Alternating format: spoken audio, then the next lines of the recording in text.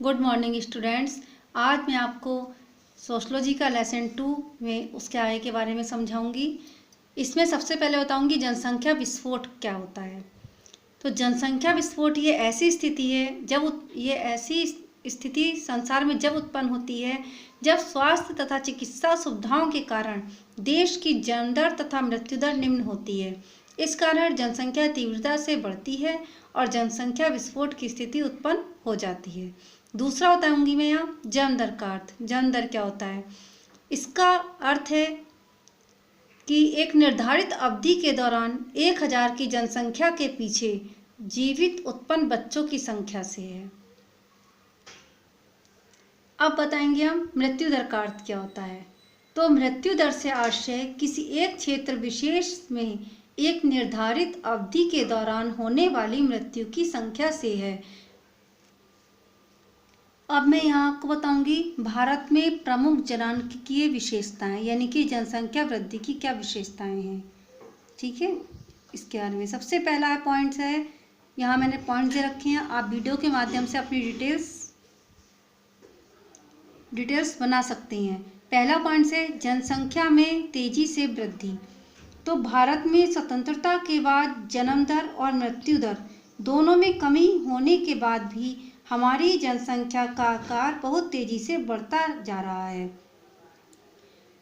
परिवार नियोजन, लेकिन चीन में परिवार नियोजन की नीति बहुत कड़ाई से लागू होने के कारण जनसंख्या की वृद्धि रुक गई, लेकिन भारत में अभी भी प्रत्येक वर्ष लगभग 1.80 करोड़ जनसंख्या बढ़ जाती है। दूसरा पॉइंट है जनसंख्या में विभिन्न धर्मों और संप्रदायों के लोगों का समावेश, यानी कि भारतीय जनसंख्या में विभिन्न धर्मों और संप्रदायों के लोग रहते हैं।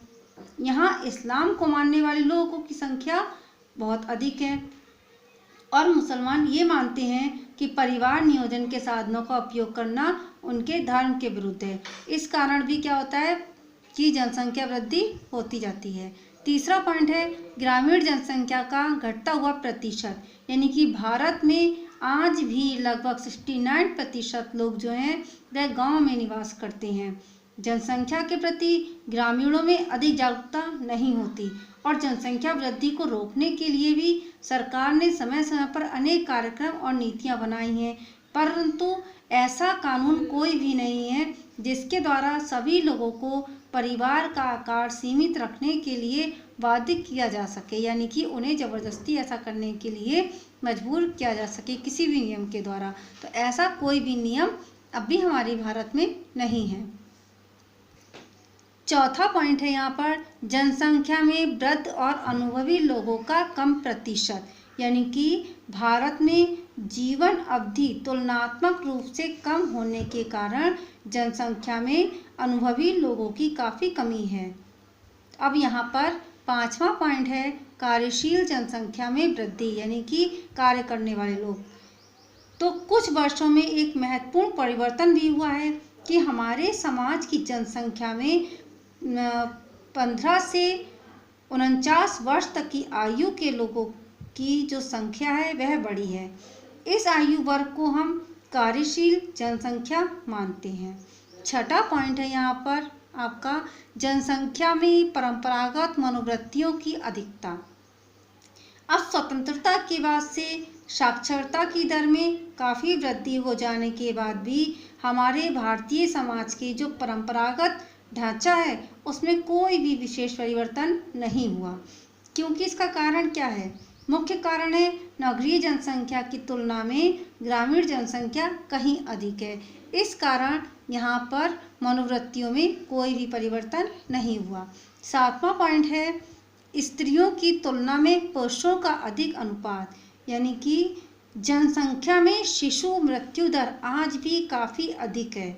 इस कारण पुरुषों की तुलना में स्त्रियों का अनुपात कम होने और उन्हें स्वास्थ्य की कम सुविधाएं मिलने के कारण सामाजिक संरचना में पुरुषों की अपेक्षा स्त्रियों की स्थिति जो है वह आज भी कमज़ोर है। अब 8वां पॉइंट देखिए, स्थान परिवर्तन कराने की प्रवृत्ति में वृद्धि। स्थान परिवर्तन से मतलब है स्वतंत्रता के बाद जब जनसंख्या में रोजगार पाने के लिए स्थान परिवर्तन करने के प्रति प्रवृत्ति जो थी वह लगातार बढ़ती गई। इस कारण स्थान परिवर्तन की प्रवृत्ति बढ़ने से ग्रामीण जनसंख्या में कमी हो रही है और नगरों की जनसंख्या तेजी से बढ़ती जा रही है। 9वां पॉइंट आता है विभिन्न प्रदेशों की जनसंख्या के घनत्व में अंतर। अब विभिन्न प्रदेशों से मतलब है अलग अलग राज्य के जनसंख्या का घनत्व जो होता है वह दूसरों राज्य से बहुत ही भिन्न होता है। इस कारण यहाँ की राजनीतिक व्यवस्था पर उन क्षेत्रों का प्रभाव अधिक होता है जहाँ जनसंख्या का घनत्व अधिक है। अब मैं आपको समझाऊंगी कि ये थे जनसंख्या की विशेषताएं। इसके बाद आपको बताया जाएगा जनसंख्या वृद्धि के कारण।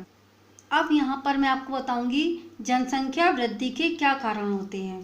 देखिए, आपको मैं पहले भी बता चुकी हूँ कि हमारे देश की अधिकतर जनसंख्या ग्रामीण ही है और ग्रामीण क्षेत्रों में निवास करने के कारण थोड़े से अंधविश्वासी और रूढ़िवादी भी होते हैं। तो सबसे पहले पॉइंट से यहाँ पॉइंट दे रखे हैं, इनके माध्यम से आप अपने नोट्स तैयार कीजिए। डिटेल भी आप वीडियो के माध्यम से बना सकते हैं। पहला पॉइंट है यहाँ अशिक्षा। अशिक्षा का मतलब है ग्रामीण क्षेत्र में रहने के कारण जो जनसंख्या है वह कुछ अशिक्षित रहती है।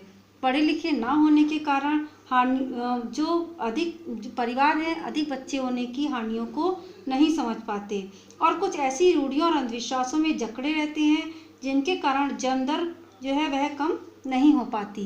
दूसरा पॉइंट है निम्न जीवन स्तर। अब निम्न जीवन स्तर में क्या है कि जब अशिक्षित होते हैं जनसंख्या बढ़ाते रहते हैं परिवार में, कभी पुत्र के लिए कभी पुत्री के लिए, तो इस कारण बड़ा परिवार होगा तो जीवन स्तर भी निम्न होगा।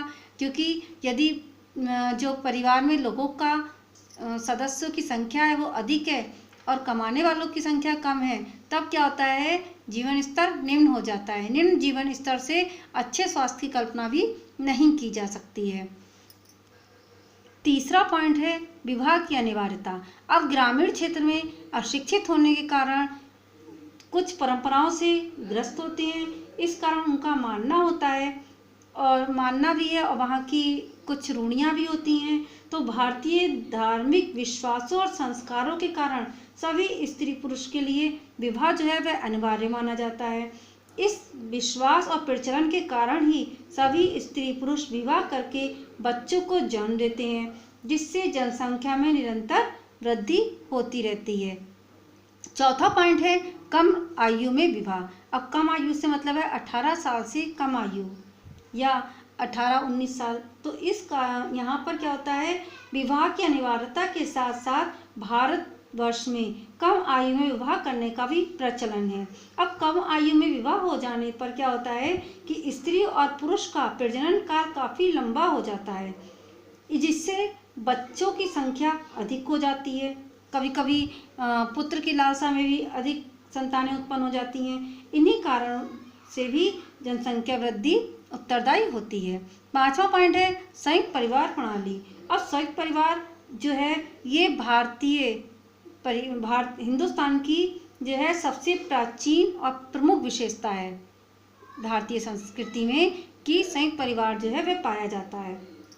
तो इस प्रकार पारिवारिक व्यवस्था में प्रत्येक सदस्य का समान दायित्व इसमें नहीं होता।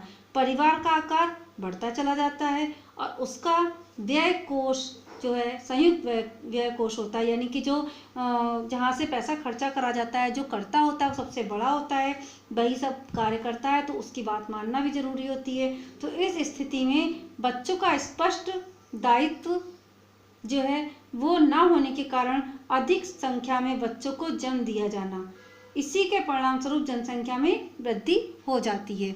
6वां पॉइंट है प्रचलित धार्मिक विश्वास।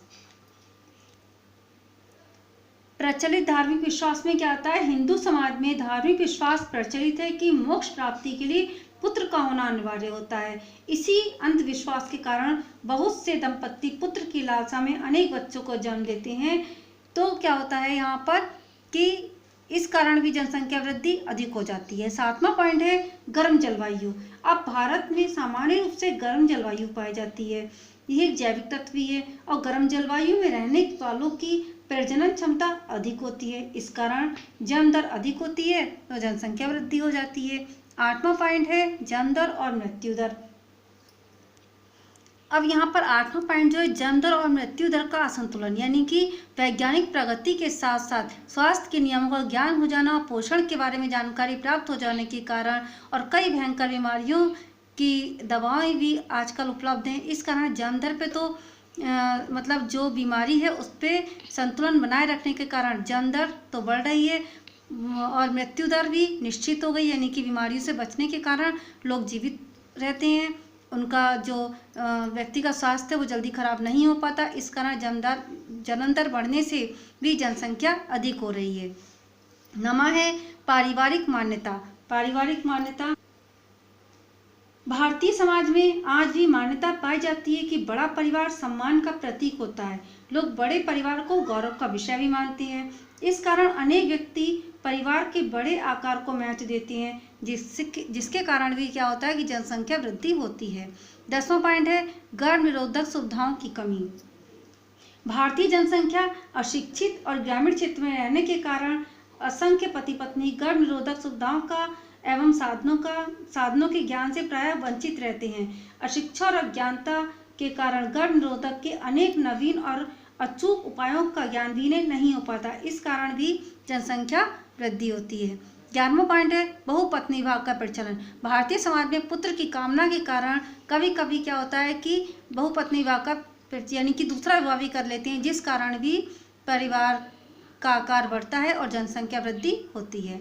ग्रामीण अर्थव्यवस्था 12वां पॉइंट है। इसका अर्थ है कि जब अधिक से अधिक जनसंख्या ग्रामीणों में निवास करती है तो उन्हें अपने खेत में कार्य करने के लिए कुछ मजदूरों की आवश्यकता होती है। वह सोचते हैं जितना परिवार बड़ा होगा मजदूरों की जरूरत नहीं पड़ेगी और हम स्वयं ही खेती कर लेंगे, इस कारण जो भी पैसा आएगा वो हमारे घर पर ही आएगा, तो ग्रामीण अर्थव्यवस्था के कारण भी जनसंख्या बढ़ती है। 13वां पॉइंट है जनसंख्या की प्रभावपूर्ण नीति की कमी। जनसंख्या की प्रभावपूर्ण नीति की कमी भी जो है वह भी इस समस्या का एक कारण है, क्योंकि समय समय पर जनसंख्या संबंधी अनेक नीतियां तैयार तो की जाती हैं तथा राष्ट्र एक संतान का नारा भी दिया जाता है, परंतु इसके बाद भी चीन की तरह जनसंख्या की किसी भी नीति को सभी धर्म और क्षेत्रों के लोगों पर प्रभावपूर्ण ढंग से लागू नहीं किया जा सका। तो इस कारण ये थे जनसंख्या वृद्धि के कारण।